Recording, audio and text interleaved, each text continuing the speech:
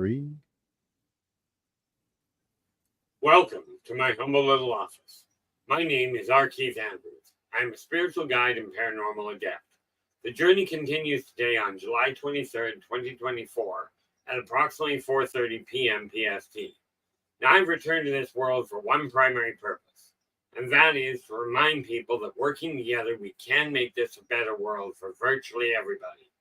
Now, I build myself as a spiritual guide because the tools I offer are the exact same tools I personally use in my day-to-day life. And the philosophies of life I talk about are the same philosophies I personally use to guide virtually every move I make. With this in mind, I know these tools will work for you because they continue to work for me and have literally worked for thousands of other people with various degrees of success depending on their own personal efforts. Now, this week, we have been dealing with mental health, specifically self-helping regarding mental health. But today, we're going to look at some practical tools, tried and tested, that help work in conjunction with whatever medication, whatever treatment you're already on. Bearing in mind, I am not a medical doctor. I am not trained in the medical field at all. All I've got is over 100,000 clients under my belt regarding their own future. Okay, as I mentioned, I've spent the last 47 years as a psychic consultant. 47? 37. My apologies. 47 and not professional. Okay, but 37 generating an income. Now, that said, any of the books I talk about, and I've got a number of them here, especially regarding today, plus ones we're working on. But any of the books I've got, if you look at the top of the stream, you'll find a link to buy me a coffee. That is where you can get any of the books we talked about. You can book consulting time with me, whether it's personal or business. Doesn't matter. And for those of you that just desire to help, which I've never complained about, you can also just make a straight donation there by buying me a coffee. Rest assured, I go through enough of the stuff. But now, just to make sure, we have, I'm in the room. That's always nice. Well, not always. Anyway, Woo, you are in with the gold. How you doing? And LA Moon, you are in the house. And guys, and I'll be just blunt about this, LA Moon and Storm are in to make sure I don't have complications. I don't know if you guys were here a couple of days ago, but my sugar level decided to do an absolute tank. And it was literally LA Moon that stepped up and said, Keith, take a break from the stream and deal with it before you pass out on us. Okay. So as you can tell, if you follow that, my moderators aren't just here to keep things organized in the chat room. With Silver, we have Simon the Likeable.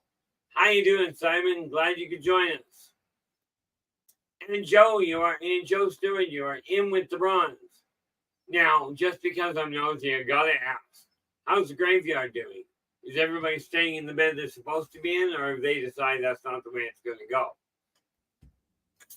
Now, when we talk about mental health, something we have to realize, I do not diagnose, period.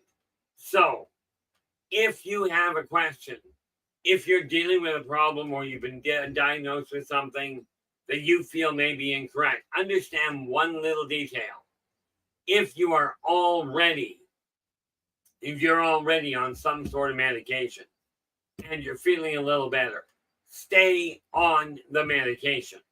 You're probably feeling better because you're on it. Okay, but let's get down to the brass tacks of it, shall we? I just want to make sure I don't miss something here. And again, if you've got a question that you'd like me to read to see so I can respond to it, that is when we put all caps in. Okay, that way I can find it.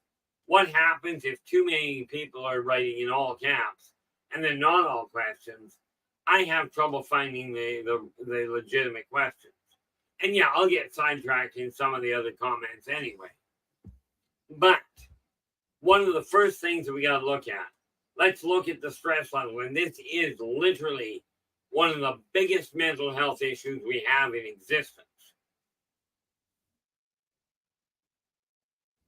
Oh, Simon, it might be advisable to spread them along as we go, as we move. Okay, regarding the consortium, I don't have a problem with it. Okay, but if you wait till the end, you may not get the answers. You know, absolutely, I appreciate the consideration. Now, when we look at stress, let's look at the reality of it. And okay, that's looking at my roof, so you can't really see that anyway. I take that and tilt it down. Yeah. Now, I had a whole pile of things go wrong today. Okay. This is my hard copy calendar. Straight. I turned the fan the wrong direction, blew it all over the floor into my baseboard heater. Fortunately, I'm not using my baseboard heater right now. When we're 100 degrees during the day, I don't require the heat on. But I gotta go through all this and sort it out now and get back where it belongs. Okay. What am I looking at? Just because I'm nosy.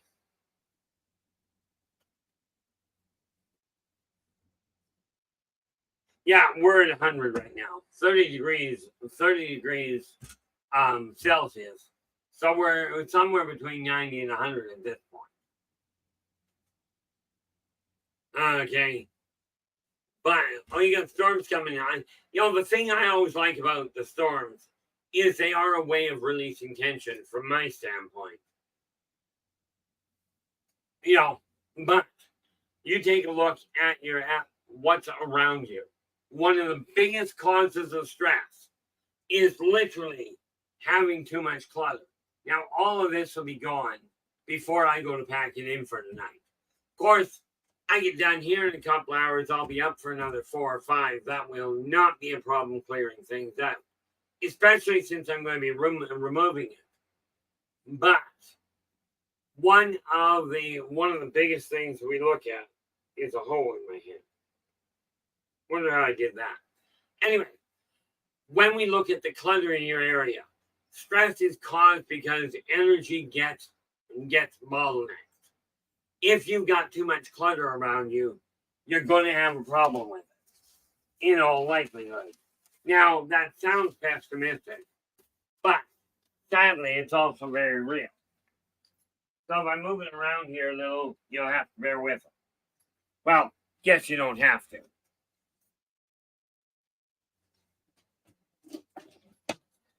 One of the neat things about all of this, okay,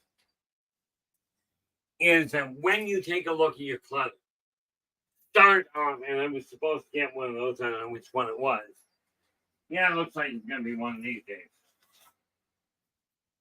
Where'd the other one go? And there we are. Nope. Oh well, not gonna worry about it for the moment. Grab this just so I've got a sheet of paper to work with. I like having a clipboard in case a question comes up or a thought process comes up, so I can keep it organized.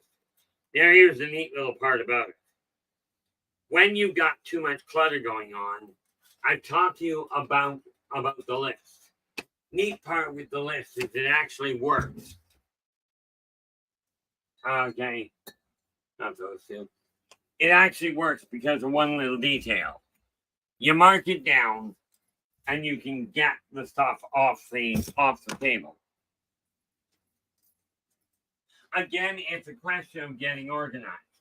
And rest assured, my brain half the time isn't. But, what do we got? Oh, what do we got here? Joe goes, the cemetery's been great at night. No paranormal activity, but the sun is setting earlier by the day. Yeah. The nice part about sunsets And I just love watching sunsets because for me, it's not just about the color. It's also about the energy pack. If you're stressed, watching something that brings a sense of peace, a sense of wonder to your brain really helps. You know, and yeah, I will absolutely take a look at it after the stream. Probably not immediately. I got a few things I gotta get done, but I will certainly take a look at it.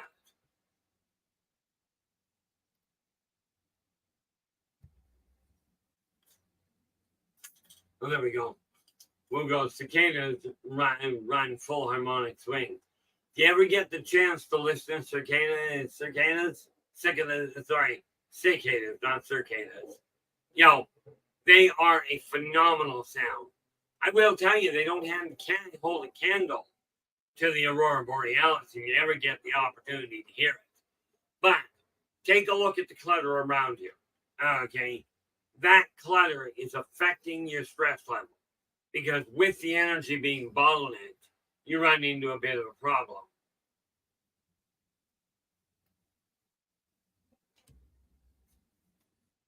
You know, yeah, Tibetan bells are always nice. So the other thing I like on top of Tibetan bells there, LA, is when I talk about music working really well to calm your nerves. For me, well played bagpipes. Okay. Of course, we got to remember I'm Scottish. That might have something to do with it. But music quite often will calm the energy. The clutter is a big issue, though. Okay. And one of the biggest things, and this is very literally something you do if you're having trouble sleeping, something that I found out a while ago during one of my discussions was this. If you have trouble, if you're going to bed and waking up unrested, something to consider. An hour before you close your eyes and go, I'm going to sleep. Okay. Get off your texting. Do no more texting. No more watching videos. And that means music videos, movies, online games, whatever it is you're doing. No optical stimulation. Okay. Still no problem reading an actual book. You know, reading an actual physical book. You know, that's just one of the ones I'm reading. But a physical book doesn't have the stimulation of the eyes. Okay. Same as listening to music is no problem. It's a question of getting your eyes off the digital. Okay. If you are not doing that, the odds are you're not getting actual sleep. Or more to the point, actual rest. Now, the issue of reading, one of the things I do to strive to keep my energy and my stress levels down is I've got 3 books. I've got 3 books I'm reading. Right now, I am, where are we? I'm almost 2/3 of the way through the 5th volume in the encyclopedia, in the Nature Encyclopedia. Okay, it's coming along nicely. Then I've got this book, which I am down to the last quarter of in the book my brother read. This one's wrote. This is a novel. Okay, now I only read 3 or 4 pages out of each one. And I always do it first thing in the morning. Okay, but let's get your stress under control. Because the other one I'm reading is the Bible, and I'm about 1/3 of the way through it. I told my dad I was going to read this cover to cover. Okay, I've literally got a list of all the books I've read. Almost all the books I've read. Starting in 2007, all of them. But when we start looking at it, let's get rid of the myths that's going on. The biggest problem most people have is stress. Biggest thing in the book. Where it comes to sleep. Number one, like I said, absolutely, regardless of whatever else you're doing, in addition to your current methods, okay, and this may alter some of your current methods. Number one, digital stuff, shut it off an hour before you go to bed. No texting, no messaging, no phone call, no video calls, none of it. Okay, because what happens is it stimulates the optic nerve, and when you try and go to sleep, you don't actually drop into REM sleep. You don't come out of it rested on the whole. Now, again, if what I'm telling you does not apply to you, like let's say, for instance, you can watch a movie, roll over, and you come out fully rested. Absolutely continue. Okay, your call. I'm just telling you this is what affects the massive majority of people. Okay, that's number one. Number two, get the clutter out of the area.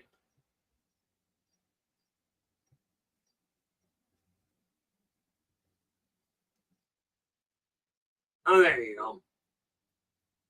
Oh, Joe's just letting us know that the one white light he saw a while back, he's not seeing it right now. And let's face it, everything in a graveyard is not static, except the physical bodies tend to stay where they lay. And I'll tell you, Joe, if you ever are looking out in the backyard, in the graveyard, and you watch a physical body trying to get out of the grave, I suggest you leave them alone. Just a thought.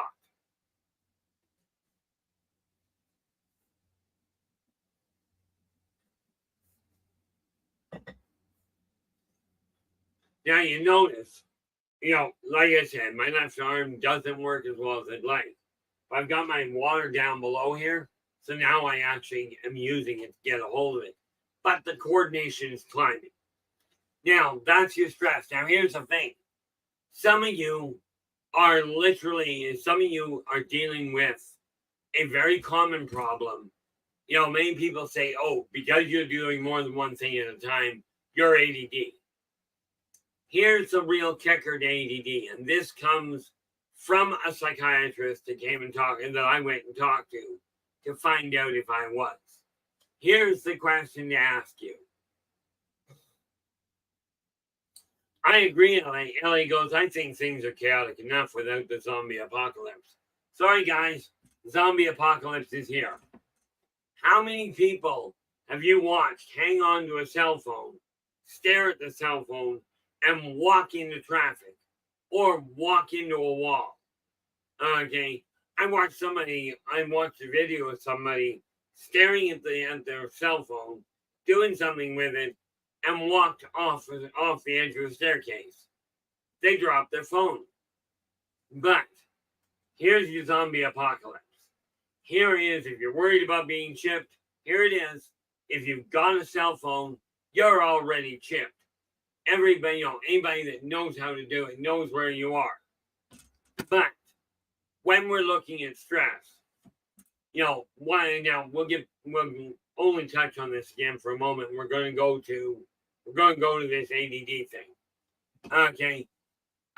When you're dealing with stress, eliminate the small problems. Okay, clear them out of the way. Clutter is a big one.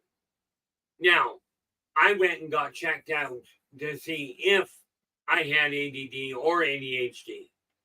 Okay, and what the shrink I talked to, and he was licensed, he literally ran a trial clinic. And what he said was this: if, let's say, you've been diagnosed with ADD. Now, I'm not going to tell you the diagnosis is wrong, but I will tell you this. According to this one psychiatrist I was talking to, okay, more to the point, 3. But what they told me was this: if you can take any project, maybe it's only projects that you're interested in, if you can focus on them and get them completed of your own accord without somebody having to say, get up and do it. Okay. This leans away from the idea of being ADD. Okay. ADHD, that would be the issue, getting up and moving around all the time. See, I was looking for anything. Turns out talking with my friend with my hands is more a question of being French, which, by the way, I'm not. Okay. I intend to move my hands a lot. But I tried doing a live interview, and I think it's coming out in August. But I tried doing a live interview, and they wanted me to sit still. Well, I'm telling you, it doesn't work for me, right? And I did determine I'm not going to worry about that again. If somebody wants to do a live interview, I got no problem. But we're not going to try this thing about me being handcuffed. Okay. If you can finish things of your own accord, no problem. You may want to look at it. Yeah, Joe goes, oh, believe me, if I actually witnessed the dead coming out of the ground back there, I've got a real problem now. But that's only in the movies. Yeah, it is. The physical dead don't get up and walk. Okay. If they're getting up and walking, they weren't dead to start with, and they probably shouldn't have been buried. But one of the things that works really well is you take a look, and that's where this comes in. Break your projects down into 15 minutes to half an hour. Okay. Write them down and check them off as you go. Now, what is it? Well,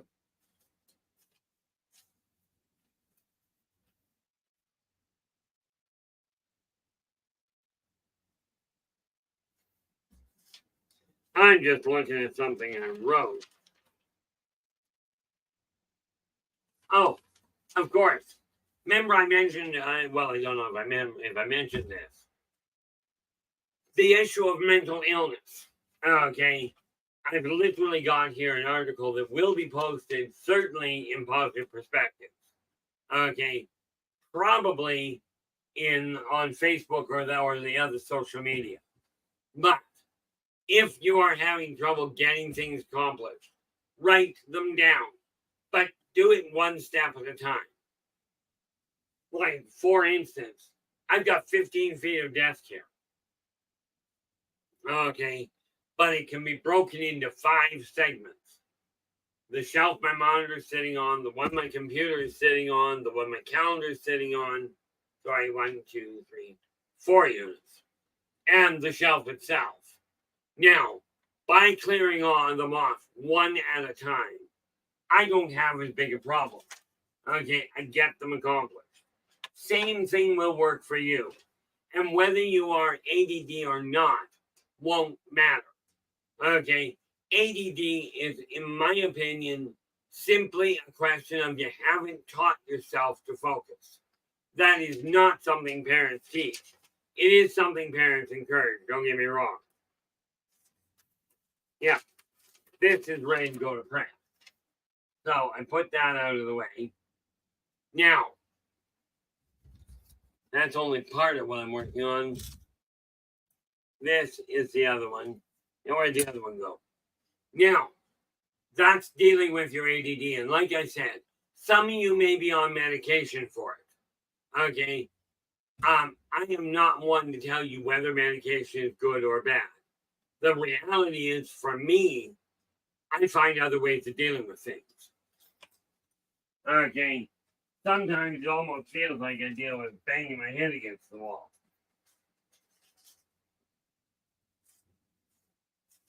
And what is this? Oh, that's a list of stuff. See, I got 3 clipboards I work with all the time. Now, this particular clipboard was something I used for research. Because I play Skyrim, I literally went and figured out how much stuff is there. I get that out of the way. Now, that's 2 of them. And again, guys, if you have a question, if you've got a specific illness or a specific mental misfire, if you will, that you'd like to have some sort of guideline on, absolutely speak up, because I will tell you, I have literally dealt with everything from a rape victim, like an immediately following a rape. I have no idea why the person stayed talking to me. I mean, let's face it, I'm male. Okay. But was I ever pleased she did? Because we managed to get her feet on the ground so she didn't do something really bad. Okay. I've dealt with suicide calls a lot over the years. Okay. And being lost, I can, mentally speaking, I can relate to all too well. I don't know how people diagnose whether somebody is truly schizophrenic or not, but I will tell you this. In my opinion, somebody that thinks on a different wavelength is pretty much, and I am not clinical, get that one straight. But if you don't see the world the same way the majority of people do, in my opinion, that basically boils down to schizophrenic. But understand, yeah, no doubt, LA.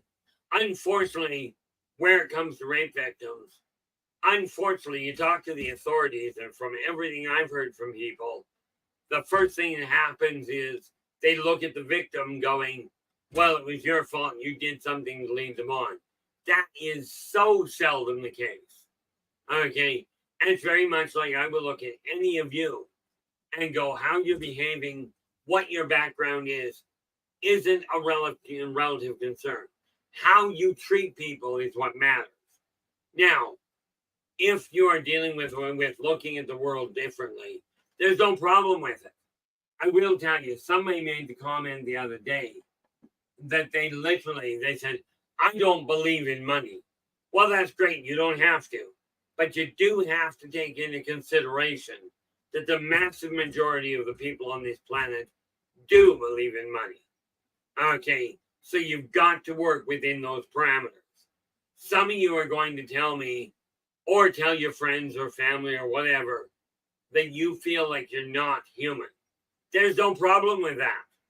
Just understand, most people are going to look at you. If you look like a human, you smell like a human, you act like a human, you eat like a human, the odds are people are going to see you as being human, not as alien. Okay? It's very much the same problem we run into, this neat little idea of gender identity. If you look like either male or female, that's how people are going to see you. So this idea of taking offense because somebody doesn't see you the way you feel, understand, people on the whole do not see how you feel.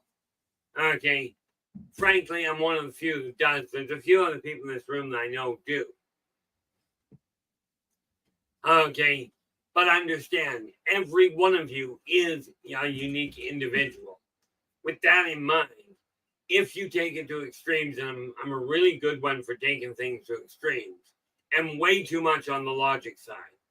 But let's say that you've gone through a trauma, okay, and most of you have. You're not getting rid of the trauma. If you're talking to a counselor or to a psychiatrist, psychologist, whatever, and you feel they're dwelling on what you went through and going, well, we're going to analyze that. I will tell you, for the people that call me directly to deal with trauma, I will tell you, what we do is we find out where you are. We don't go back and go, oh, well, if you would have done this, imagine doing this to them. You've run, and especially with volatile trauma, you undoubtedly have run all kinds of ideas through your head, most of which are probably not decent. Okay, you've run all sorts of scenarios. If I knew, if I could have done this, I would have. Robert White, how you doing? And I do believe that tops it off. We have, go all the way back to the top because I have to. We have, Will was gold. Simon was silver. Joe Stewart was bronze. And then we come all the way down here. And we now have, where are we? All the way down.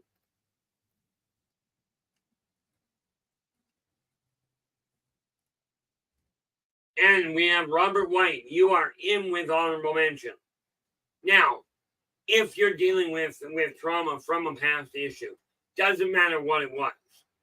Okay. when I'm looking at helping people from a consulting side, from a psychic consultant, a spiritual guide side, call it what you will. When it comes to the guidance, one-on-one, number one, absolutely confidential. I don't even keep notes of what we've talked about. So, and there's a reason for that. I don't require them.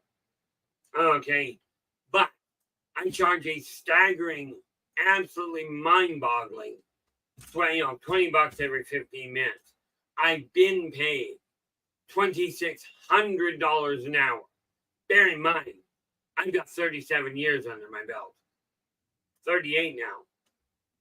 Okay, of professional psychic consulting, as in generating an income. But the one thing I look at is I go, where are you standing? This is where you start.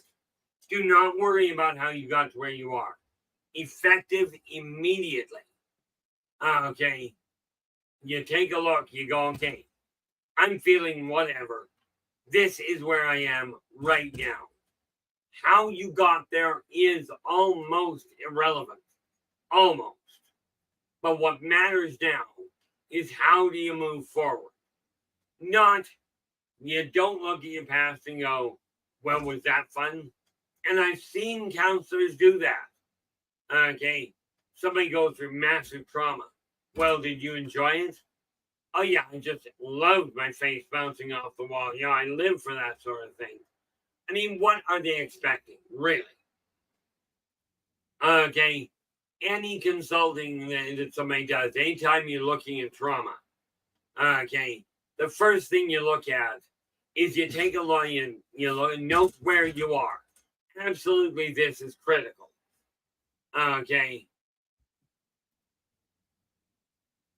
Oh, there you go, Joe. Yeah, and honestly, if your power goes out there, Joe, do absolutely understand. We're glad you dropped in. With heavy duty thunderstorms, odds are you're going to have a problem. Mind you, better that than a volcanic eruption.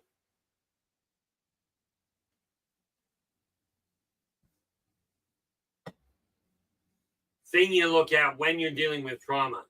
Do not go back and analyze what happened. Okay. Way too many people will tell you, well, walk through it one step at a time. This will help you heal. I'm telling you, it doesn't help you heal one iota in most cases. I know when I have my memories come back regarding my lab.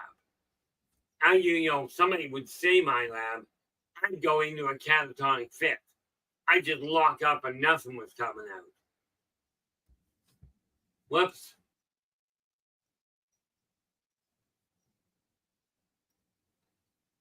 Ouch. Yeah, Robert's just letting us know. Better today, he had a fall yesterday due to no wheelchair access ramp at the shop. Landed hard on the stump, but I'm doing all right today.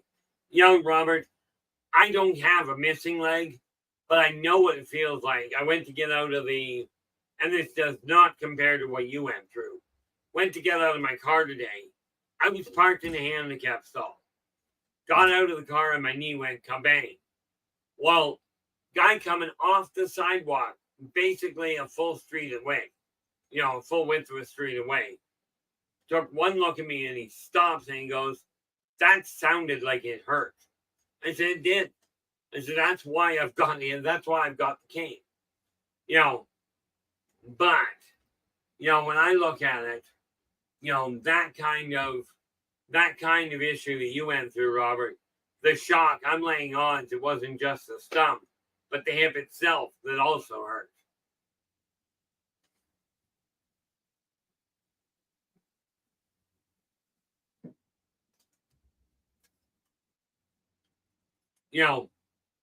One of the big things that we have to take a look at is you look at where you're standing. Okay. You look at where you are, not how you got there. Okay, because how you got there, you can't change it anyway. But what you can do is go, where am I going from here? Now, I mean, an LA or Storm can confirm this. There are days I get on the horn with them away from here and bounce what I'm going through off of them just so I can keep my head on straight, so I can actually come back and do this stream. Because there are so many days I look in the mirror going, why am I bothering? Like, is it really working? And like I made the comment the other day that because there are not as many questions as I'd like to see, I sometimes feel like it's just a sermon here. Somebody wrote me today, I think. Might have been yesterday. Telling me not to worry about it. So I'm doing my best not to. Now, the neat little part about it is when you're looking at trauma, the first thing you do is go, okay, you acknowledge the fact you've got trauma. Nobody else has to agree with you. Nobody. Just you. But that said, you're also the only one that's going to work your way past it. This is where people like myself come in. Okay? And, you approach me. I'm going to turn around. I'll find out from you, one way or the other, what state you're in. And we start moving forward. Okay? I had a client that literally looked at it, and the fact she was on the street. And she said she was forced onto the street. She didn't get the option. I looked at her and I said, that depends on how you look at it. You can look at it and say, I got forced onto the street. But I said, the reality is you chose to go to the street. Albeit it wasn't much of a choice. Stay home, get brutalized by your parent, okay, get beat on by a sibling, stay there, or go and live on the street. Okay. She chose to live on the street. We got her back on her feet. Okay. Now, I do know that there are certain things that I can certainly help with. When you're dealing with trauma, more often than not, trauma happens in the brain. Now, the brain can be, the access information in the brain can be corrected. If your trauma has resulted in a missing physical part of your body, sorry, you're going to have to learn new coping skills. The odds of getting that body part back are not good. You can get replacements, such as prosthetics. Okay, but like my other half, she's 100% blind. But, Nathan, how you doing? Glad you could join us. Hopefully work is going well. And guys, Nathan runs a live stream called The Quantum Show on Saturday nights from 9 p.m. to 11 p.m. Pacific. Okay. Absolutely. Drop in, give him a listen. Do subscribe to the channel and share the daylights out of the thing, because he's got some really good conversations to come up.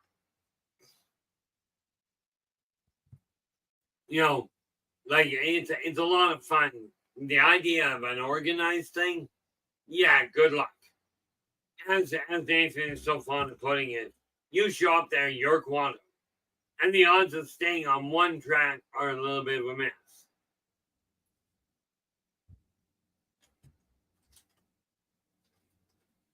Oh, there we go. Yeah, Nathan just saying, yeah, we got the majority of the tasks done. Now my coworker and I did it. Now we dial down. Meaning he can slow things down a little. As you can tell by this, I'm not going to be slowing things down much. What's that, December?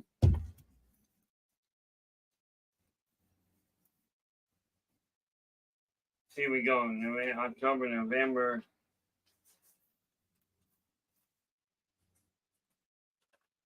There we go. This is how long it takes to really organize things.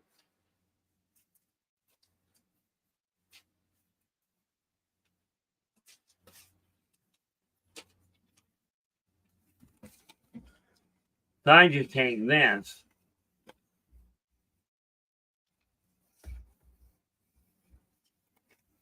Pop it all in. Now, I'm not going to lock it in solidly because, well, frankly, I don't feel like fighting with it that long. But at least I can now say that's out of the way. Now, the neat little yeah. Nathan goes through, yeah. Nathan goes through, we're organized and orderly. It wouldn't be the quantum show. Pretty much. Okay. Now, when you're dealing with coping with trauma, you start with where you are. Do not go back and bother trying to analyze how you got there. Okay. Sure, it may be nice for curiosity issue, but it doesn't necessarily mean anything but that's how you got there. Now it's time to move forward. Okay. And trying to explain what went wrong, most people are not going to relate to. Okay. I went and did a whole write-up analyzing how I got to where I am financially. Okay. What do I do with it though? What's this one?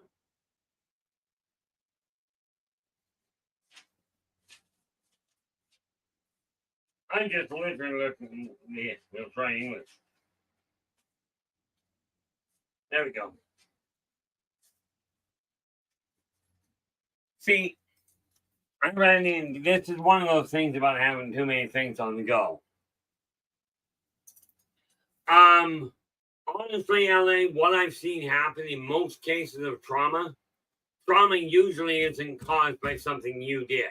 It is a good question. LA is just asking, does this show where you went wrong so you don't repeat? Okay. I would love to say it does, but I have written it down. I've looked at what I did wrong. It isn't until you get the message here, which may happen at the beginning, but it's not until you take it on in your heart that literally you figure out how not to repeat it. Because what happens now, here's the thing. In physical trauma, okay, let's take the case of one individual we all know and really like to see around here. Physical trauma, you lose a limb. Okay, I will tell you, all the analysis in the world is not going to change the fact that limb is gone. But the fact it's gone, you'll never lose it again. Okay, in the case of mental trauma, and in my case, it was financial trauma. Okay, I have analyzed it over and over and over. It wasn't until I was backed into a corner that I actually changed what I was doing. Many of you will run into the same problem. Okay, and this is why I ask, are you content with where your life is? Knowing how you got there is important to a degree. Knowing where you are and how to move forward and stay on track is far more valuable, at least in my opinion. Now, one of the obvious issues, there are many of you, and I will tell you point blank, there are a number of you that are currently considering bankruptcy. Okay, I will tell you, it's an overrated path. Okay, and let's look at that for just half a minute. If you are in financial straits, you got there. Absolutely, you did some things ineffectively. Point in fact, I trusted a staggering number of marketing specialists with my money to advertise my work, my writing, my writing and my consulting. I trusted somebody else to do the marketing. Bad idea. Okay, I won't do it again. Elliot's going, do things have to become uncomfortable before a change is implemented? Do they have to? No. You have the choice right from the get-go. Take a look at where you are right this moment. Okay, pick a topic, pick any subject that you're not content with. It does not have to become more uncomfortable. You simply have to recognize you're not content with it. For instance, I take a look at this mess here. Okay. Now, I go over here, and this stack, August 23rd, what is on the back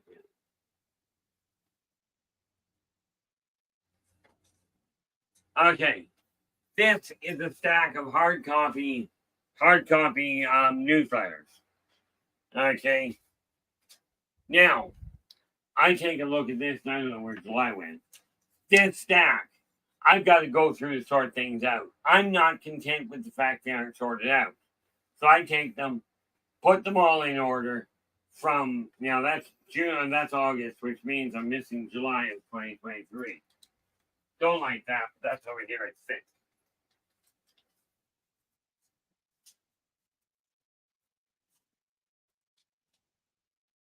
There it is.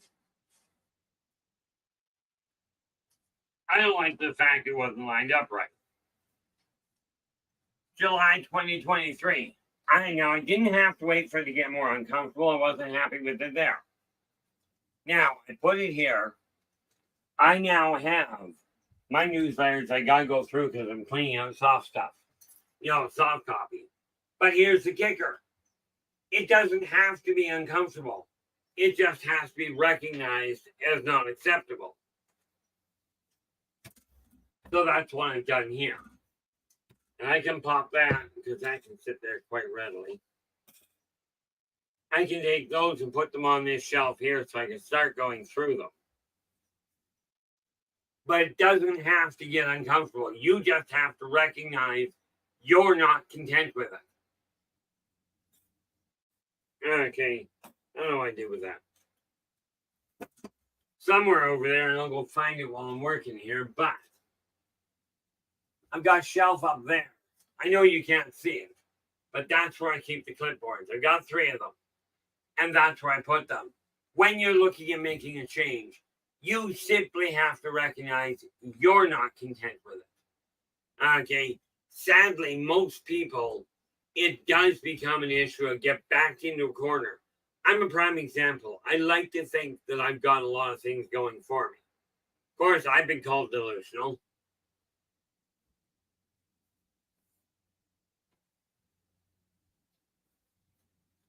Now, here's another, and most people will not see this as an illness. Okay, understand the word disease literally means dis-ease. Now, many of you, I was about to say, can we have a show of hands or a show of eyes? Many of you wear these. Okay, not this specific set, but many of you wear glasses. Okay, now you were told undoubtedly that as you get older, you're going to require glasses. And as you wear glasses, you go on and on, your eyes are going to buckle. They're going to get worse. Well, here's the kicker.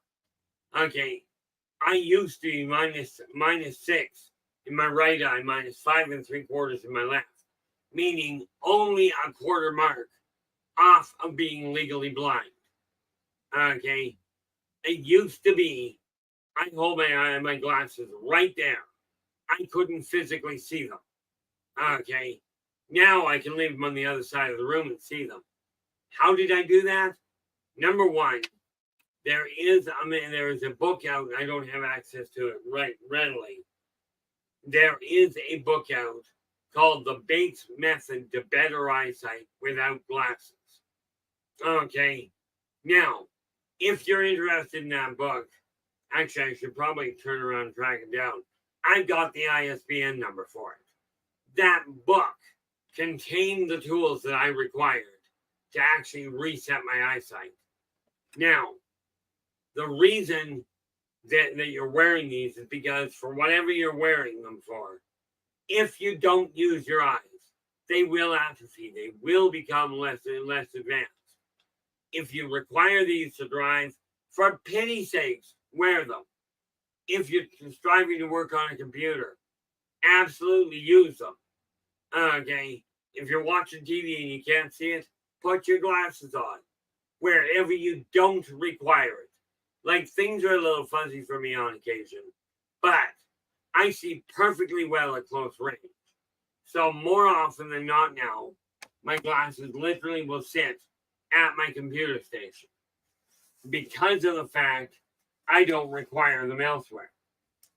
Okay, but put them someplace where you can find them. The biggest problem with not wearing your glasses when your eyes don't work right is remembering where you set them. But the reason the eye atrophies is because you don't use it. If you don't require it, in other words, if you can function, even if it's a little foggy, move a little slower if you have to. But, seriously, one thing I find so you don't have to lose them is I've got my glasses. It started when I started leaving them behind. I just tucked them into, that worked well, into my shirt. So I knew where they were. Okay, now I still can't see them in this range because, well, oddly enough, my eyes don't angle that way. But put them where you know where they are. Okay, the more you use your eyes without glasses, the stronger your eyes are going to get. Okay, understand if you've been wearing glasses for a long time, if you take them off, you'll only be able to do so for a little bit at a time because the eye has not been used and therefore the muscles have atrophied. They get tired faster. Okay, same thing if you happen to have had a stroke. Okay, in my case, I did. This hand has shut down the whole left side, which was really bad. Shut down my whole left side. My right leg's the bad one. It didn't get affected by the stroke.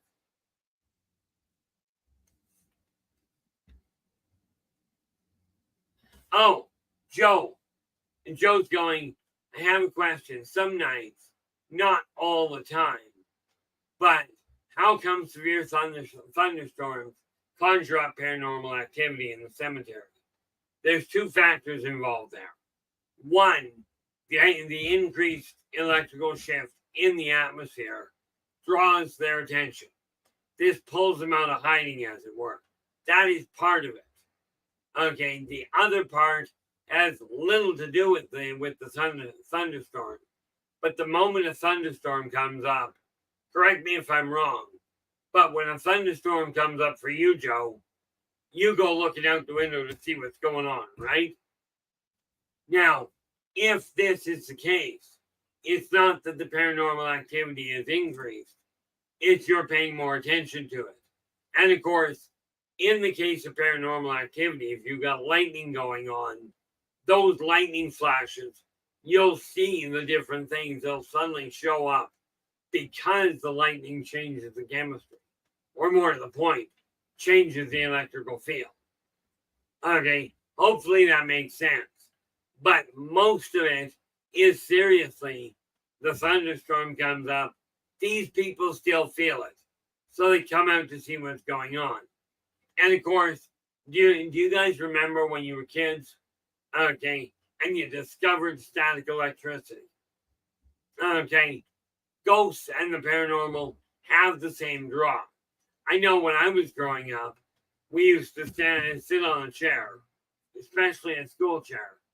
You sit there and you rub your feet back and forth on the floor, and then you touch something metal, and you get a shock. Okay, it's kind of a rush. But these are the two primary reasons why it happens.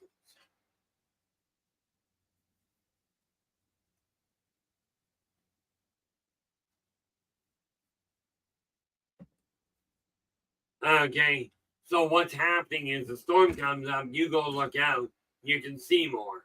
This is the same reason. Yeah, Ellie, that's just me, Ellie. Ellie goes, or somebody else. In other words, rub your feet on the ground, bill up a charge, and touch somebody else. Okay, nasty, but I have to lie and say I didn't do it. Okay, but the reality of it is, when you get increased electrical activity, it causes events. And if you're curious at all, and most of the people in this room are, curiosity will draw your attention. So again, when you're dealing with things that are, oh, trust me there, LA, with you having 5 sisters, you probably got more than your share. Okay, problem with siblings. I had 4 brothers and a sister and 2 foster sisters. So rest assured, it's not always your fair share. Quite often, you got way more than your fair share. Exactly, Storm. Storm goes, it's a natural, organic form of a taser.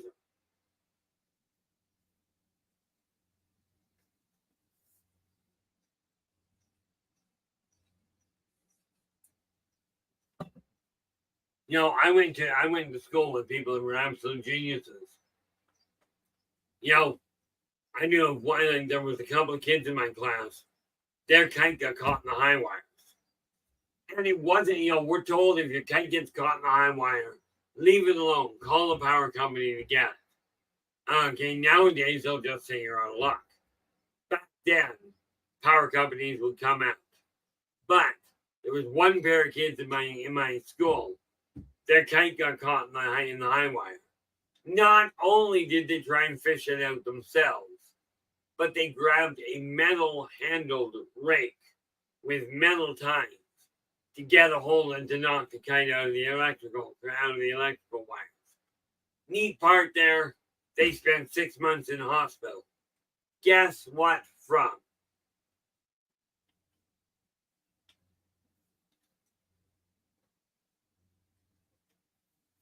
Oh, gotta introduce you to somebody. I'm just looking there and just dawned on me. This will give you an idea of the kind of support I have. Some of you may have seen this. Okay. Some of you may have seen one of these in real life.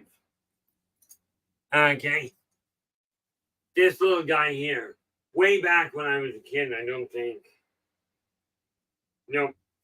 Way back when I was a kid, Mom and Dad got me this because my mind worked in a funny fashion. His name's Freud, for reality of your dreams. Okay, this is still around in case you hadn't noticed. Yes, 61 years old, I still have stuff. One day maybe we'll go into it. But whenever you got something going on, okay, the reality of it is this. Acknowledge where it's coming from. If you're having trouble moving forward, the first thing you do is pick one thing you're not content with. Change that one thing. You've just made your first step forward. Whether you are stuck with procrastination is my middle name. When I was a kid, procrastination was not my middle name. I'm dang certain it was the first one. Because most of you have understood the idea, never do today what you can put off till tomorrow. I had it way ahead of the game. Not only was I a procrastinator, but I was lazy. So I'd go, never do what you can put off. That was not a good way to do things. Now I'm having to unlearn it.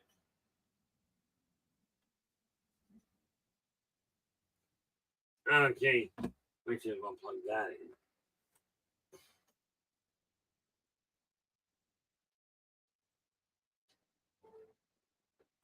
Now, here's the neat thing. When you're dealing with something like, for instance, schizophrenia, okay, some of you are really bad.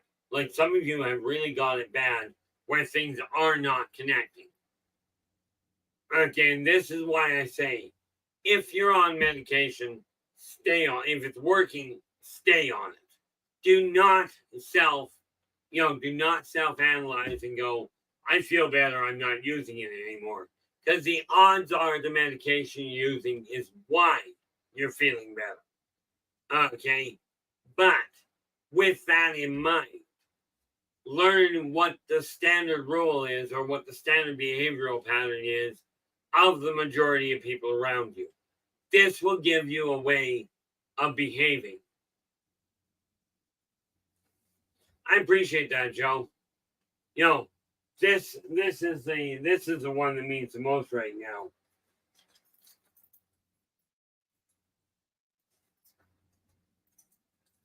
This little one here, that come out of Reno. Okay. Funny part about it is my other half ended up with a match one with a different color. Right. But here's the thing. Whatever helped you feel better, put it to use. Okay. Absolutely put it to use. I will tell you, every one of you is still a child. I doubt any one of you came into this world without having a mother and a father. The human genome happens to be binary. Okay, it's that simple. You require a male and a female component to even be here. What you relate to doesn't matter. Not to me, anyway. But find something that helps you feel better. Okay, and I will tell you, as weird as it sounds, many times now, right now, and I'm sorry, Dobby, there we go. You know, LA's got a wonderfully little cuddly interactive stuffy. Okay, and rest assured, if Dobby is like any normal animal, especially at its size, it's probably always trying to stuff its face. You know, the important factor is this. Find something that you can hang on to that will help you feel a little bit more secure. Okay, but look at what's going on. Are you content with your life? Not does anybody else agree with it. Now, if you're dealing, like I said, if you're dealing with schizophrenia, it boils down to this. Take a look at this, and you know, these people say you're schizophrenic, there's no hope. Tell them point blank, good, I wasn't interested in hope. But there are techniques to cope with it. In most cases, schizophrenia is a major hiccup in the wiring in the brain. And I'm laying odds that most of you do not know how to rewire your brain. Okay, I'd lay odds on it. If you do know how to rewire your brain, here's a neat little piece of information. The scientists have already proven this. They just haven't told you that. Okay.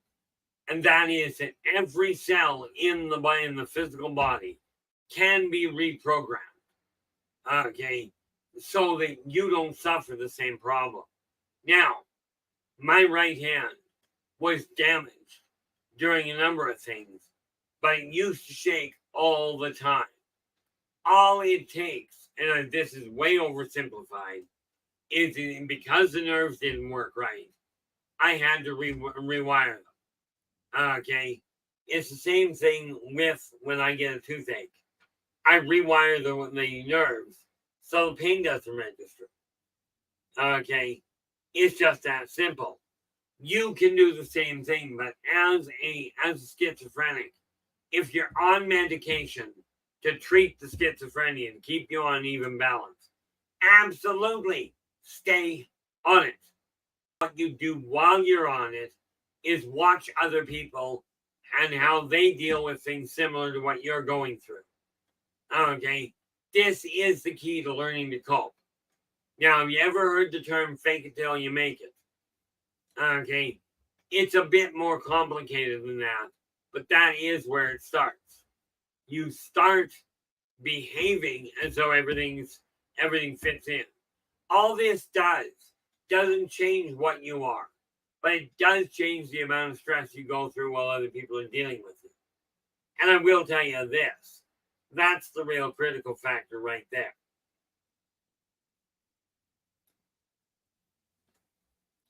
Okay, now, and again, I'm just going briefly over different tools.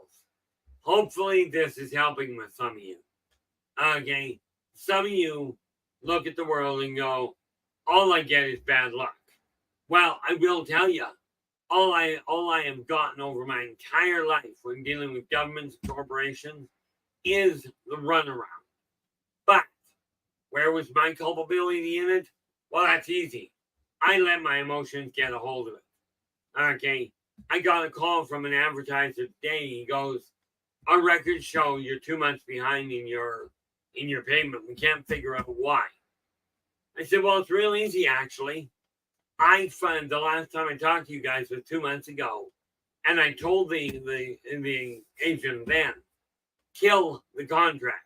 You're not getting any more money. You haven't done a thing for me. You're not getting another nickel. I told him, cancel. Well, the guy was talking to today, he goes, well, I don't have that in my records at all. I said, I won't argue that point. But that's why you're not getting any more money. So he turns around and he says, okay, he says, I will have that removed so that so nobody has to deal with it anymore. Okay. The reality is what I figured out was by looking at it logically and going, this is what's happening. It isn't what you like. It's not by the rules. Don't care anymore. Your rules don't work. Therefore, we're doing it my way. Okay. Where it comes to working with the issue of being paranoid. Okay. I have no problem with people being paranoid. But the trick to coping with paranoia is to do something about it. Like, for instance, when I walk into a restaurant, now, of course, I do have the advantage of being an empath.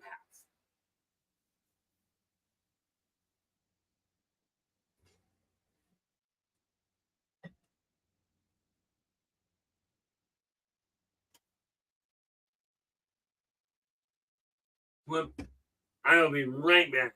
In fact, I'll fill this up at the same time.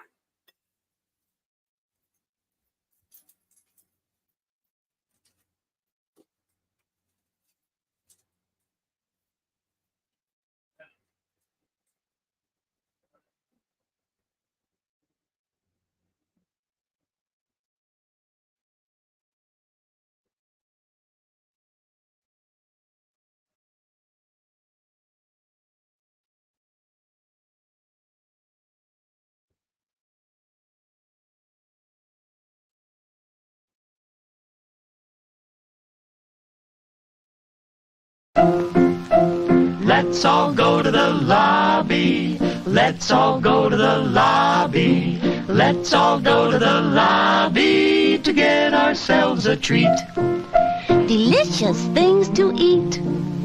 The popcorn can't be beat. The sparkling drinks are just dandy. The chocolate bars and the candy. So let's all go to the lobby to get ourselves a treat. Let's all go to the lobby to get ourselves a treat.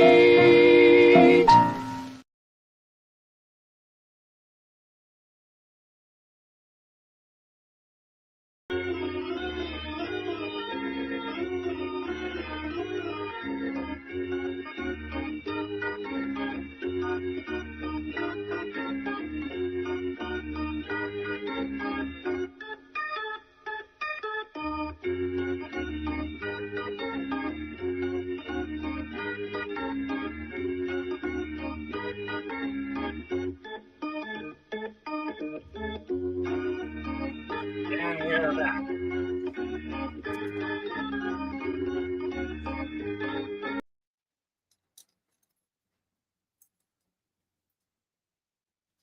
Yeah, no, my window's open, so of course I heard the company yelling for my son. I had to go, I just went out to make sure that he heard them yelling. But I figured I might as well get more water. Because I'll tell you, at 100 degrees, we don't require more coffee. Now, what do we got here?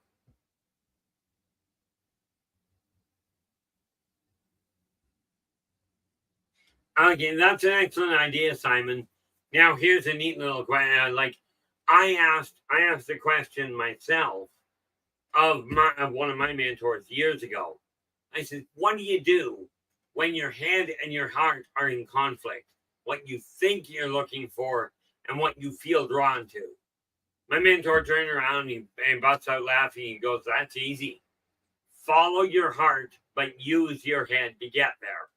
In other words, in your case, Simon, definitely slow things down and do your best to think before responding. Okay, definitely a step in the right direction.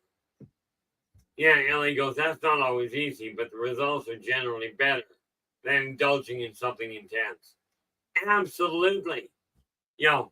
It's kind of like the concept that, stress is caused by your mind's effort to quash the feeling that your body has of wanting to choke the life out of the problem child. Okay, this causes stress. But I will tell you, better to have that kind of stress than choke the life out of somebody.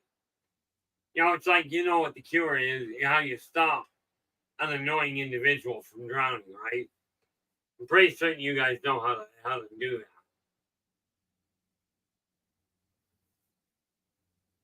But just in case you don't, if you're dealing with somebody that's really annoying and you want to stop them from drowning, just take your foot off their head. Now, where it comes to this issue of paranoia, take a look at what you're worried about. Absolutely analyze the situation. Use your brain. I can clear up part of it. If you're worried Big Brother is watching, I'll save you the worry. He is.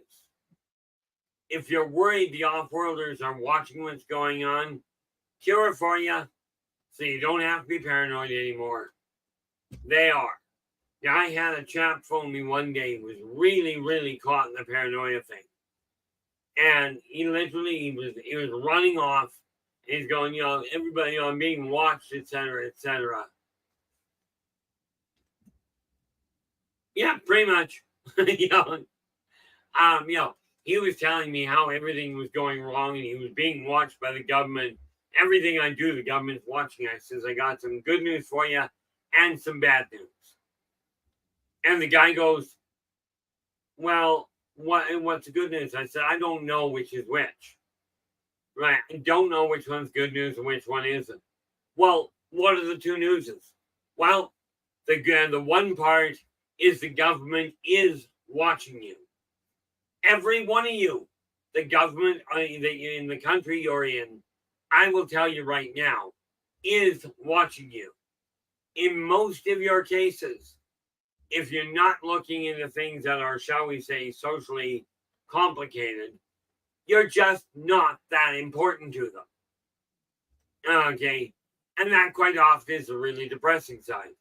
But I want to be the most important person in their life. Here's the reality. The only person whose life you should be the most important one in is your own.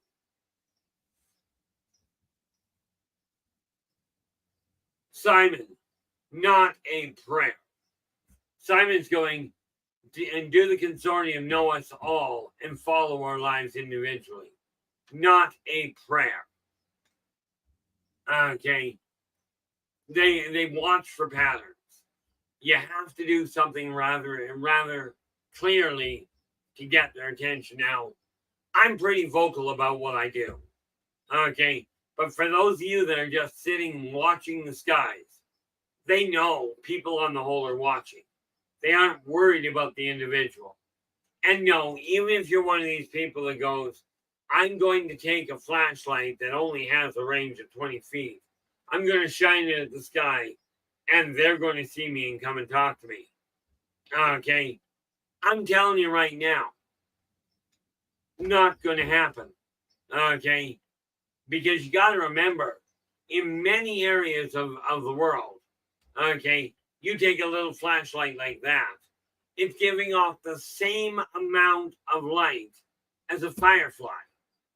Okay. And do you really think they're watching all the little fireflies? Okay. The reality is it doesn't work that way. Yeah.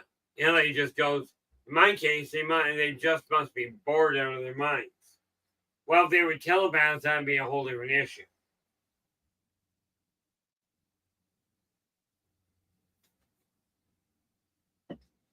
But where it comes to paranoia, like when I walk into a room, when I walk into any room, and I'll tell you, number one, as an empath, I will tell you it is wrong to do a service scan on people. Okay. It's wrong to scan anybody. Okay. But I will tell you, I walk into a room, the first thing I'm going to do is take note and see who are the problem children. Okay. I'll tell you, this is definitely not something that I recommend. Karmic law says, do unto others as you do and as you would have them do unto you. I scan people when I walk into a room. Absolutely. I fully expect people to do the same thing. Okay. Because what I'm looking for is, where are the problem children? Second thing I look for, where are the escape routes, including soft spots in the wall? Okay. Whether we're talking a door, a window, even closed windows, it's an escape route. Okay. So I'll look for those two things first. When I go in to sit down, I usually find a place where I can put my back to the smallest part of the room. Okay. If I can get into a booth or against a wall, that's where I'm going. Okay. Now, I'm telling you, this borders on paranoia in a sense. Okay. I will answer that question in just about 10 seconds here, Simon. Now, that is to start with. The third thing I look for, and it's usually an afterthought, where's the washroom? Okay. This is just the reality of my life. Okay.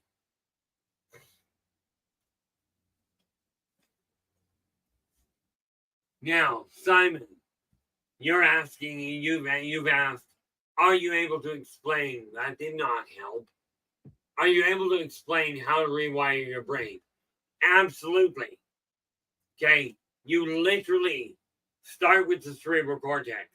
You literally think in terms of it, understanding that is where everything gets translated. Okay. Start there, and in your mind's eye, imagine it working more efficiently. Okay. One cell at a time. Okay. And you'll feel the tingle back there. Okay. Literally feel in your mind. You can certainly look at it and kind of envision it and use your imagination. This is the key to the higher senses. And you picture that cerebral cortex expanding, so you watch the energy come around and feel it, like literally imagine it to the point that you can feel the tingle as it comes around the side of your head and over top of it to form a complete shell. This is the way that you're rewiring. Okay. Keep in mind what you're aiming to rewire it for. As in, if we look at you rewiring it, do you have anything in particular there, Simon? Yeah. Do you have anything in particular you would like to rewire it to do? Okay. Because that is where you have to start with it. If you're going to rewire so you know why you're doing it. In my case, and this is where I'm getting help from LA in about 3 weeks now. Can you believe that, LA? 3 weeks, and for the first time in like 8 or 10 years, we actually got to meet again. But get it straight what you're aiming at.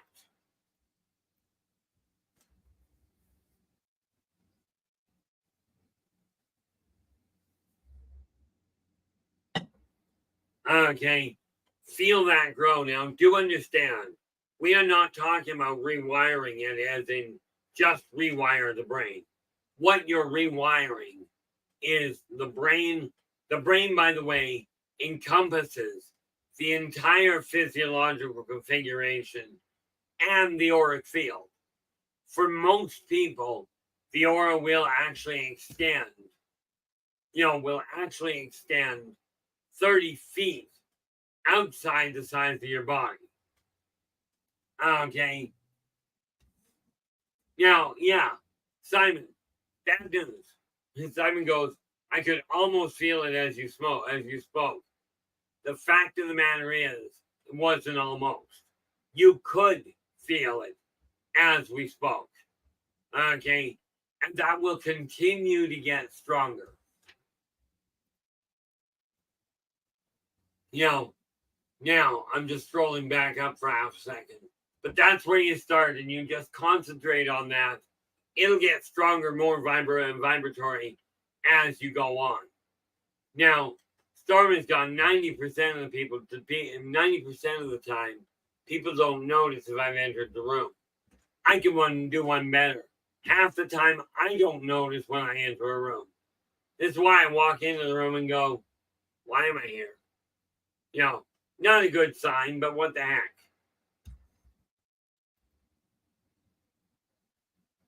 Yeah, I keep having to tell people to come off the roof. You walk into the room, nobody sees you show up. I've got the other problem. We're all walk away. Nobody notices. But I do know this. I literally make everybody I meet happy. Some people by showing up, most of them by leaving. Okay. Now you guys get to figure out which one I fit into there. Now, yeah. Simon goes, I like to fly under the radar, except chat. Yeah, because I will tell you, I will do my best to answer your questions. It's just a question of voicing what they are, because I'm what we call an uncontrolled telepath. Okay, and Ellie is just pointing out it's been almost 10 years since we've seen each other. This is going to be a reunion to remember. Okay, and no, I do not suffer from Alzheimer's or Alzheimer's. There's another one, permanent shakes. Anyway, corrected that problem. I used to show you if I put my hand out and I relax, it shakes. But look at what it's doing now. I rewired it because I didn't see the point in keeping it there anymore. Yeah, absolutely, Simon. Definitely practice it, work with it. Something to keep in mind, guys. Practice does not make perfect, but practice does make more adept or better.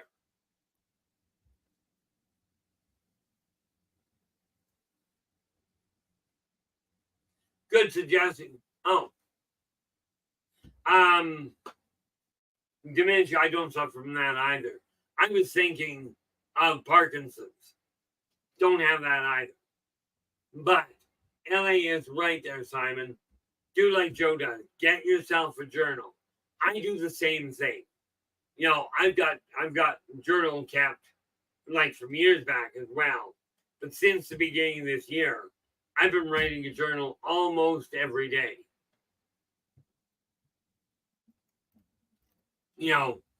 And again, this is just a coping mechanism. If you're paranoid, you probably have a reason for it. Well, you definitely have a reason for it. It may not be well thought out, but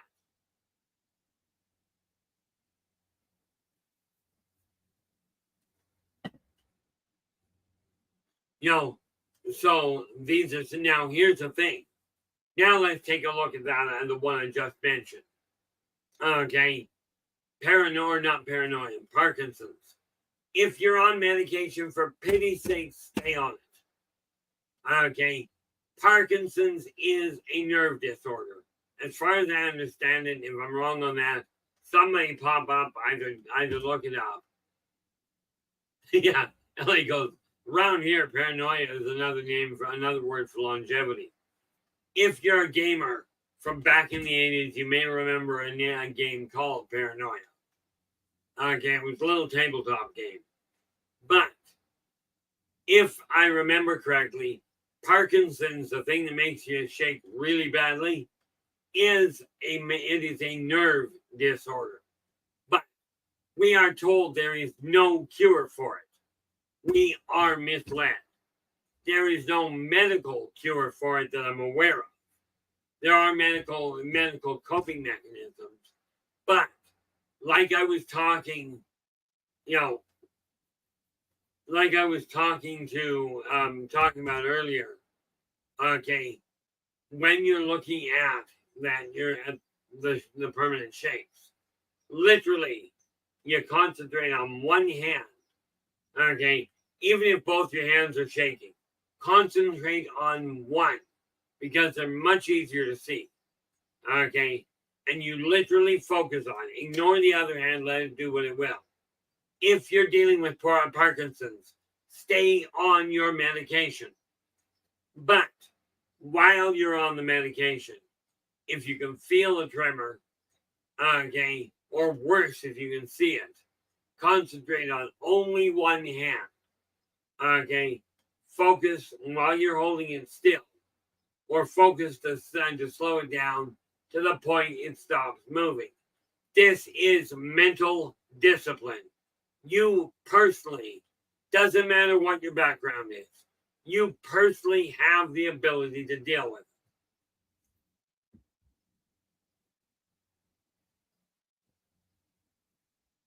Yeah, I missed the documentary, but I grew up watching Michael J. Fox. I watched when he collapsed, when the system collapsed. Would that I could sit down and talk to him. Okay, there is no doubt in my mind that I will be able to help people focus when I'm around them. I'm able to accelerate, to accentuate their own energy field, and thereby remind their body how to override. Okay, Parkinson's, as near as I understand, is literally a short circuit in the nervous system. Okay, assuming this is the case, then it's correctable by any one of you. But stay on your medication. If you're on it and it's working, even if it's only working mildly, stay on it. Okay. Way too many people go, oh, I can deal with this without it. Okay. And I will tell you, it is possible. I don't take medication, like I don't take painkillers for my teeth. I know I've got a problem with them.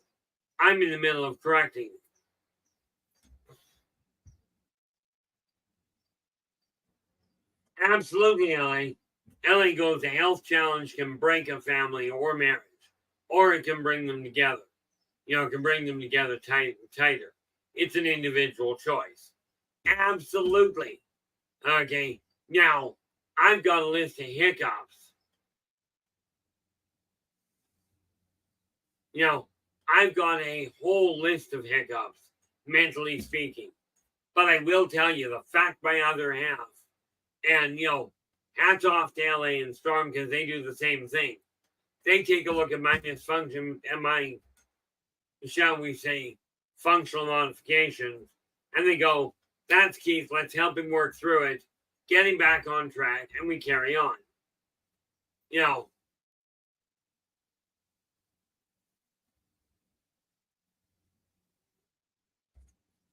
When you're looking at Michael J. Fox, and again, Parkinson's is a visible annoyance. Now, it's a lot harder to stop some illnesses, like some mental illnesses, like multiple personality disorder. I will tell you. Now, the doctors will tell you it's incurable. I'll tell you that depends on your definition. Okay. I do know it takes a lot of work to train somebody, especially when a third of the brain is doing something else.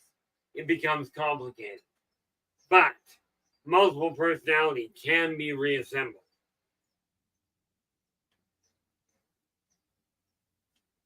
Not, as near as I understand, by modern medicine. It's a question of learning of remembering how to modify your brain and the way your brain works. Okay. Now, another one, when you deal with that, I had a friend of mine, actually I've had a couple of people that came to me with lupus. Apparently lupus is incurable until I got my hands on it. had a friend of mine. When I met her, she was 13. She had been diagnosed with lupus. And my first thought was, when she told me, she says, I'll be dead by the end of my 16th year. I looked at her and I says, how would you like to really screw the doctors up? She goes, what do you mean? I said, why don't we just cure it? Why don't we rewire things and eliminate the lupus? Oh, you can't do that. I says, how about we don't discuss what I can't do? Okay, would you like to screw them up? And she goes, yeah, I'd like to, I'd like to get on to live past that. I'd really like to find somebody and get married, and have kids, all 9 yards. I said, great, let's get to work. Well, she went to the doctor about that because she lived past 16 and the doctors are going, you're still alive. So they did some tests. Lupus was gone. She gets to be about 25. She got married, right? Then she turns around and gets divorced. And my first comment when she told me she was getting divorced, I said, well, just think of it. Now you've lived long enough to go through another iconic moment in many people's lives. Okay, you get to go through divorce. This is simply because when you're dealing with a nerve dysfunction or a chemical imbalance, if your body has created it, your body can correct it. Now, this is not the same for missing limbs. Very few people have the capacity to regenerate missing limbs. Would be great if you did, but most people don't.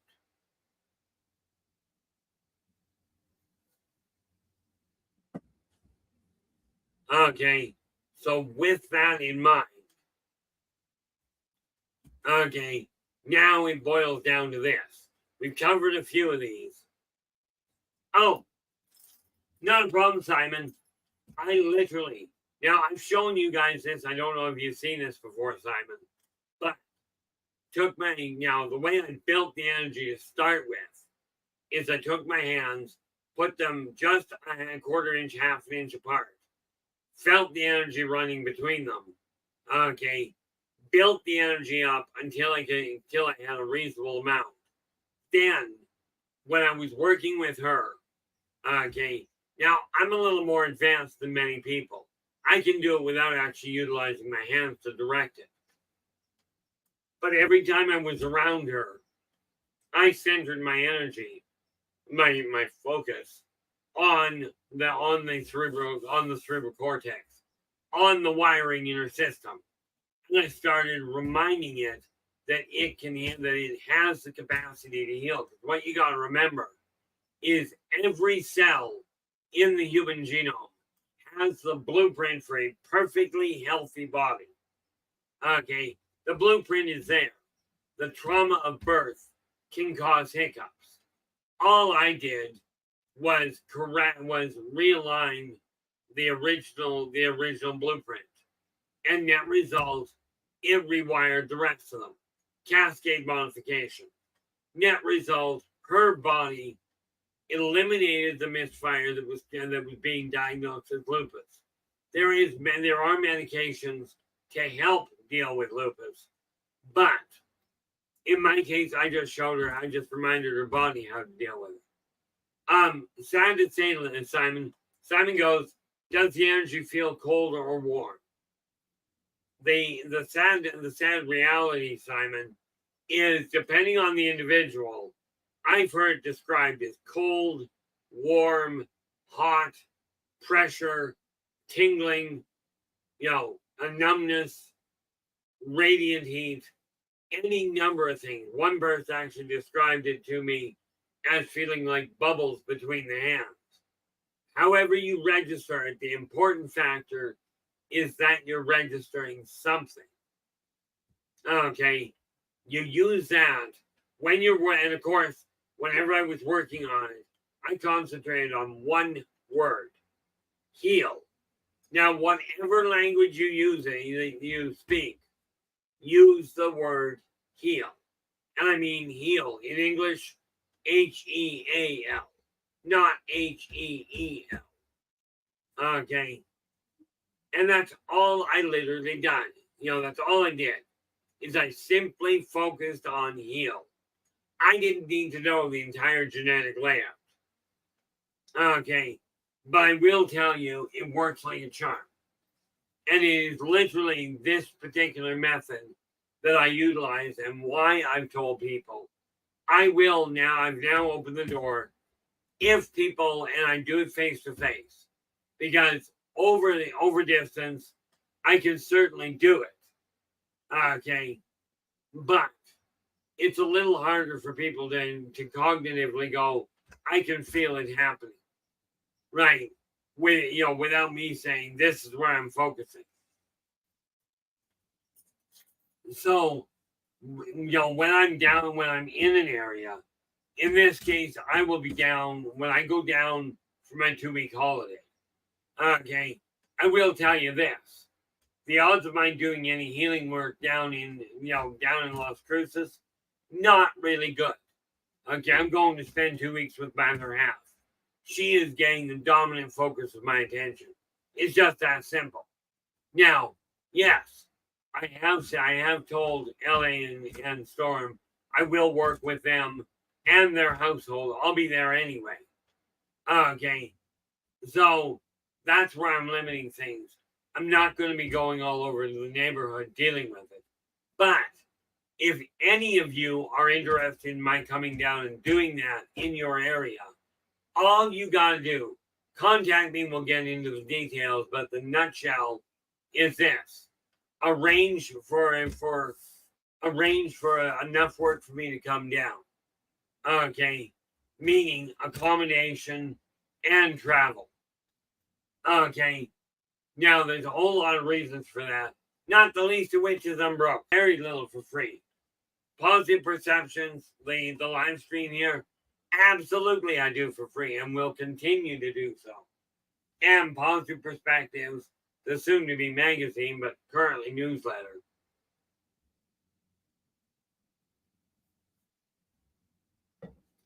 I got asked straight out, Storm, did I send you a copy? Did I send you a copy of July's Positive Perspectives? Simon, myself, I consider myself more a rep for humanity, okay, than for the consortium. I deal with the consortium, do not get me wrong, but I do not have a position with them, or for that matter, a position with mankind. More importantly, I call myself a spiritual guide. I'll send it to you as soon as the stream is over. I consider myself a spiritual guide for all people around that are in existence, whether they are members of the consortium, independents, elementals, humans, doesn't matter. And whether you're, Caucasian, Hispanic, Oriental, that really doesn't matter to me. Or who you're sleeping with, who you're voting for, doesn't make any difference. But I will tell you the same thing. Who was I talking to today? Or was it yesterday? It was yesterday. But, okay, from my standpoint, it's very simple. I do not see the world the same way other people do. And it's not physically possible for me to do so. And by the way, before you go there, no, I'm not even remotely interested. Well, depending on your definition of remote. Okay, I am not interested in altering my outlook to more efficiently mesh with other people. I'm not doing it at all. I'm not doing that at all. Spent 56 years trying to make that happen. And as Kira, my other half, put it, why are you so intent on fitting in this lifetime? You never have in the past. Okay, but I myself will quite readily come and talk to anybody, come on anybody's stream. I know a lot of people have asked me various questions about religion.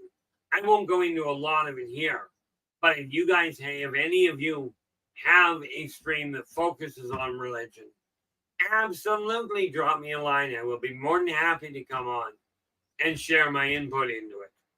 Okay, I do not look at religion or anything else on this planet in a standard fashion. Okay, I do know the members of the consortium that have met me. Okay, they look at me and go, where did you learn to do this? As in, where did you learn to just take everybody as face value? You are the same people. You got different bodies, you got different temperaments, but you're all equally valuable. And I just don't look down on anybody. Okay, well, that's not true. If I'm taller than you, I'll look down on you. Or if I'm standing and you're sitting down or lying down, I'll look down on you. Okay, but that's a vantage point, not a value point. Okay, the biggest thing we have to look at, mental illness, is this. It is a mental dis-ease. By modifying your outlook, so you start, and this applies to every one of you, quit watching the negative news if you can avoid it, which you can. But every time, take care, Joseph. Glad you could join us. Do appreciate you dropping by and sharing your time with us. You know, the important factor here is this. When you read, listen to, watch something of a negative nature, watch, read, or listen to, in any combination, two things of a positive nature. This is the critical factor. Okay, because by doing that, you will tilt the balance into a more positive, more balanced outlook on life. That's what you're looking for. That's where mental illness or mental dis-ease comes in. You know, the neat part about what are we?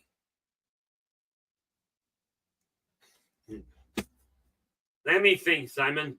And Simon goes, Keith, what are your thoughts on eating meat and spirituality? I'm a meat eater currently, but we'll give it up if it helps me be a better person. The only thing I suggest where you're eating meat is this. Now understand, my diet is over 50% meat. The one thing I will tell you, if you're eating meat in public, make sure it's dead before you bite into it. And preferably not roadkill. Okay, make sure it's in good shape, as in healthy. But eat as much meat as you want. These geniuses that tell you, if you're going to be more spiritual, you've got to quit eating meat. These geniuses are forgetting the fact the human body is literally omnivorous. It requires the proteins from red meat. Okay. And I don't mean red meat as in just has blood. Okay. Absolutely be thankful before you eat. Absolutely. But, in public, it's really bad to grab a fish, to pull a golem. Grab a live fish and start eating it. This is not going to be socially accepted. But does it make you any more or less spiritual? Not at all. Okay. What you eat, how you eat, absolutely will make you more socially acceptable. But spirituality has nothing to do with diet. It has to do with respect. And bear in mind, if you drive a car, let me ask you this. If you're driving a gasoline car, are you likely to put diesel into the engine to make it run?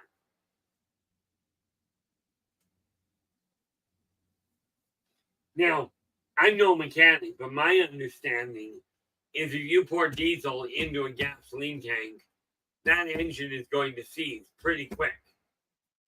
Humans require a carnivorous diet, some less so than others. So absolutely. I made myself a meat sandwich the other day because I desired a straight meat sandwich. So guess what I did? I took a slice of ham. I took a couple of slices of roast beef and put another slice of ham on it. I now have a meat sandwich. Okay. So that might give you an idea. Okay. I've been told you shouldn't eat meat because it's not spiritual. Well, the reality is this. The people calling themselves spiritual, many of them will look at you and go, "Oh, you're eating bad." And I'm like, "No, I'm sticking it in my mouth. I chew before I swallow. I'm not eating badly." Right? I'm not judgmental. I will tell you I do have opinions. Right? You like your vegetables? Absolutely. I don't mind vegetables. I talk to a lot of them.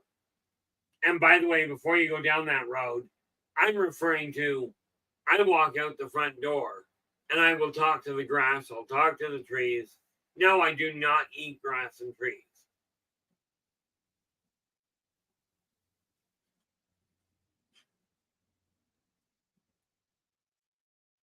But what you put in your body, it's got to be balanced. Absolutely. One of the things that I have discovered is so many people they modify the diet. Oh, I'm not going to eat any meat products. Now, for those of you that are vegan and you don't like and you're not going to eat any meat products, I'm going to write one thing off out of your diet. Stop eating Jello. Okay, because you're going completely against your diet. I punched a hole in my hand. I don't like that.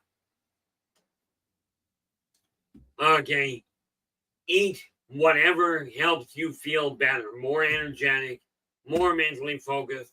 The other day, just yesterday or day before, my sister went into a tailspin, and LA literally looks at me and goes, "You're having a sugar crash, Keith. Go get something to eat." Okay. Now, I could have gone, "No, I'll be fine. I'll work through it." I've got a stubborn streak a mile wide. I'll tell you, all I did was went up front, had a peanut butter and honey sandwich, and came back down. I was up until 4 o'clock in the flaming morning. This is just the reality of it. If you're eating properly, by the way, if you cut your meat out of your diet, the odds are that you probably are not thinking as clearly as you should or as you'd like to. Again, diet corrects a lot of things. Okay, now I'm no dietitian. Okay, I figure it this way. If I'm feeling better, I'll keep doing it. If I'm feeling worse, I'll quit. It's weird when I'm driving. If I can't see, I take my foot off the accelerator. It's weird. You take your foot off the accelerator, you don't drive as fast, you've got more time to adjust. Okay. But mental illness, yes, it is. It's all in your head. But if it's a mental illness, a mental disease, more often than not, it is curable. Not by modern medicine in all likelihood. But, and never mind my opinion on that, if you're on medication, stay on it. Okay? Because the odds are, if it's working, you're feeling a little better, it's because of the medication. Okay? Yeah, they go, that beat's going faster, so someone else doesn't hit you from behind. Yeah, definitely. From my standpoint, it really boils down to this. If somebody's tailgating me, I look at it going, well, that could hurt. But I don't worry about it too much. Right? I will tell you, I slow down because I can't see the corner. I don't feel like flipping the car.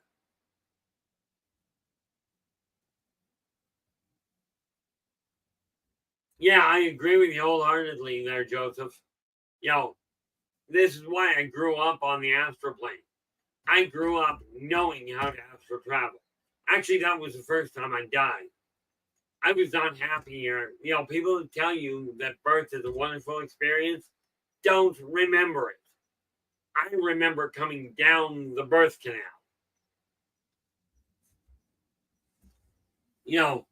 And I'm telling you, that's something that is not an enjoyable experience. But what we are looking at here, find a place in your heart, in your head, somewhere where you can bring that memory and just relax. Okay. I have now put on YouTube, I've put a song list together, right, to help bring my spirits up. But they are, like I've told you, if you're feeling down, find the fastest dance-paced music you can find. Crank it as high as socially acceptable and let it run in the background. Okay, that increased vibration will help bring your spirits up. Okay, where it comes to mental illness, talk to people that are not mentally ill. Good luck finding those. I'm telling you, most people have a dysfunction somewhere. But watch the way the majority of people that are diagnosed normal, watch how they behave and work towards emulating that. It's not that will heal it, but I will tell you it cuts down on the amount of cross current. Okay. One of the big things that we look at is it is up to you. If you've been labeled with somebody, like I know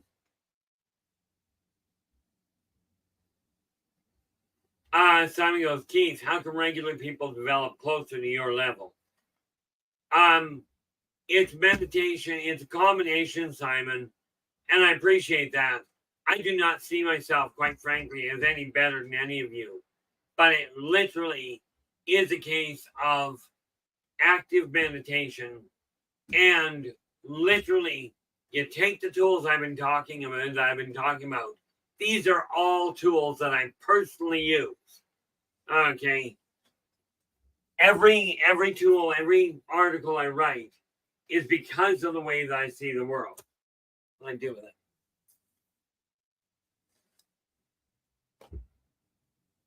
it? I have to grab a new one. There. Okay. This, literally, believe in yourself and follow your dreams. That is the backbone to where I started. And that particular book, available through the Buy Me a Coffee link at the top of the channel, the stream. That is literally the first book that I wrote that contains literally the key to how I shifted my energy. Okay. Yeah. Joe goes, I don't dance well. Neither do I, Joe. I've got a 3-step dance. 1 step, 2 step, 3-step floor. In all fairness, Simon, right now, no, I don't. We're looking into that. I think that's one of the discussions that Storm and I are going to be dealing with in transferring that. Right now, though, anywhere in Canada or the continental US, it's $20 Canadian in your hand. Okay, every one of the books that I've got are listed there. They tell you what the shipping is. Okay, and I've got a bunch in stock, but that's the one that gives you the backbone of how I change things. Okay, that's believe in yourself and follow your dreams. Then we have believe in your business and follow your dreams. This one tells how to run a business, which, by the way, boils down to a household, small business, intercontinental, global consortium. Okay, and this one, believe in your finances and follow your dreams. These are literally the tools I personally use. Okay. That's the easiest way I can put it. Now, I am developing online courses, okay, to literally start teaching people. I haven't worked out the pricing for it yet, but it is something that's coming. Because I will tell you, and this is where this is all starting. I know there are so few, LA goes, We're working on the digital aspect, also the audio. I do appreciate that, LA, and I'm absolutely certain other people are going to appreciate it as well. But it literally boils down to the point of just simply following the same steps. I've got the same problem you've got, in as much as I have a corporeal body, but I used to be 246 pounds. I am now under 190 and dropping, okay, because I chose to do it, not because I'm ill. I'm sick and twisted, absolutely. Okay, just take a look at my writing.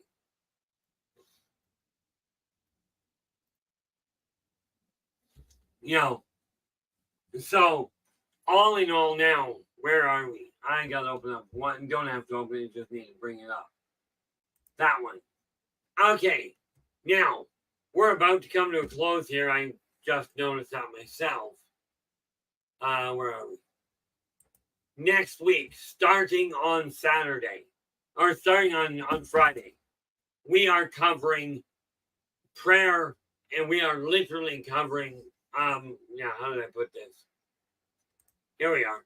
We are covering spirituality, ritual, and prayer. Okay, that is what we're covering from Sunday, or from Friday through Tuesday of this coming week. Okay, we're going to cover the importance of it, the impact of it. I'm not going into a bunch of, here's the actual method of doing this. We are talking about the principle behind it. None are better than the next. Okay, now there are some that are more socially acceptable.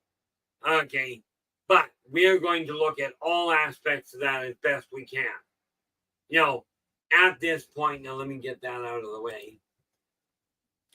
At this point, I do want to say thank you so very much, guys and girls, for sharing your time with us tonight. Really appreciate it. We will be back again. Okay. Until we get back, that will be, again, Friday, 4:30 to 6:30 PST. Assuming I don't die in the process. We will be back. Until then, absolutely take care of yourselves and each other. And for pity's sakes, stay positive.